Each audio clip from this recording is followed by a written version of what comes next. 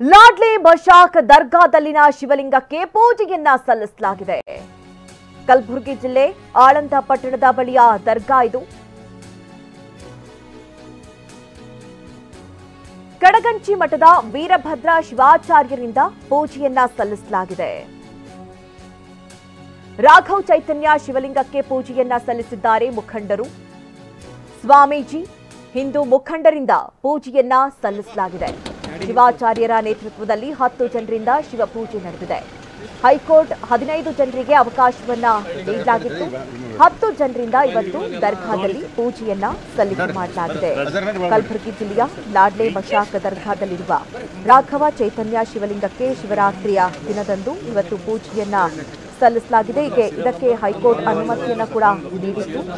ಕಳೆದ ಕೆಲ ವರ್ಷಗಳಿಂದ ದರ್ಗಾದಲ್ಲಿರುವ ಶಿವಲಿಂಗಕ್ಕೆ ಪೂಜೆಯನ್ನ ಸಲ್ಲಿಸುವುದಕ್ಕೆ ದರ್ಗಾದ ಆಡಳಿತ ಮಂಡಳಿ ಹಿಂದೂಗಳಿಗೆ ಅವಕಾಶವನ್ನ ನಿರಾಕರಿಸ್ತಾ ಇತ್ತು. ಈ ವಿಚಾರದಲ್ಲಿ ಸಾಕಷ್ಟು ಬಾರಿ ಸಂಘರ್ಷ ಕೂಡ ನಡೆಯಿತು.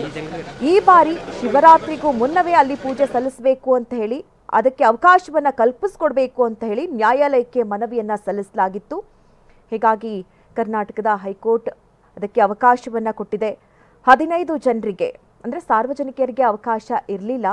ಕೇವಲ 15 ಜನರಿಗೆ ಮಾತ್ರ ಪೂಜೆ ಸಲ್ಲಿಸೋದಕ್ಕೆ ಅವಕಾಶ ಇತ್ತು. ಇವತ್ತು 10 ಜನ ಪೂಜೆಯನ್ನ ಸಲ್ಲಿಕೆ ಮಾಡಿದ್ದಾರೆ. ಶಿವಲಿಂಗದ ಪೂಜೆ ಇವತ್ತು ನಡೆದಿದೆ. ಸಾಕಷ್ಟು ವರ್ಷಗಳಿಂದ ಇಲ್ಲಿ ಒಂದಷ್ಟು ಸಂಘರ್ಷಗಳು ಈ ವಿಚಾರಕ್ಕೆ ಸಂಬಂಧಪಟ್ಟಂತೆ ಅಲ್ಲಿರುವಂತಹ ಶಿವಲಿಂಗಕ್ಕೆ ಪೂಜೆಯನ್ನ ಸಲ್ಲಿಸೋದಕ್ಕೆ ಅವಕಾಶವನ್ನ ನೀಡಬೇಕು ಅಂತ ಹೇಳಿ ಆ ವಿಚಾರದಲ್ಲಿ ದರ್ಗಾ ಅನುಮತಿಯನ್ನ ಕೊಡ್ತಾ ಇರಲಿಲ್ಲ, ನಿರಾಕರಿಸ್ತಾ ಇತ್ತು. ಈ ವಿಚಾರದಲ್ಲಿ ಭಾರಿ ಸಂಘರ್ಷಗಳು ಕೂಡ ಉಂಟಾಗಿತ್ತು.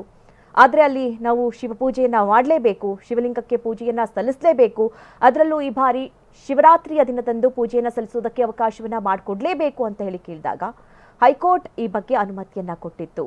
ಹಾಗಾಗಿ ಇವತ್ತು ಪೂಜೆ ನೆರವೇರಿದೆ.